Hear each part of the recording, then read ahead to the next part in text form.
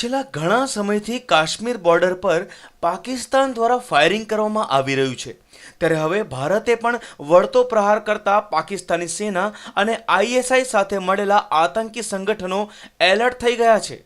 અગાઉ ઓગસ્ટ અને સપ્ટેમ્બર મહિનામાં કાશ્મીર બોર્ડરથી આતંકીઓ ઘૂસણખોરી કરતા હતા, પરંતુ તણાવના કારણે ઘૂસણખોરી માટે રાજસ્થાન બોર્ડર પસંદ કરી ત્યાંથી 15 જેટલા આતંકી ઘૂસ્યા હોવાનું એલર્ટ દેશની સુરક્ષા એજન્સી આઈબી દ્વારા આપવામાં આવ્યું છે।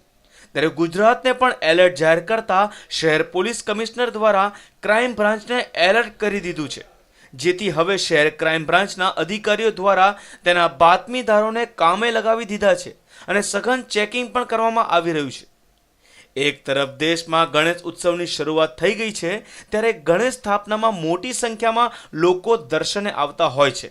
આવા સમયે આતંકીઓ ટાર્ગેટ બનાવીને મોટી જાનહાનિ સર્જી શકે છે।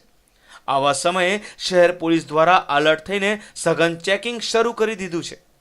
અગાઉ પણ આતંકીઓના નિશાના પર અમદાવાદ શહેર રહી ચૂક્યું છે, ત્યારે શહેર પોલીસ કોઈ પણ જોખમ લેવા નથી માંગતી, ત્યારે તમામ અધિકારીઓને સઘન ચેકિંગ કરવા માટે આદેશ આપવામાં આવ્યો છે।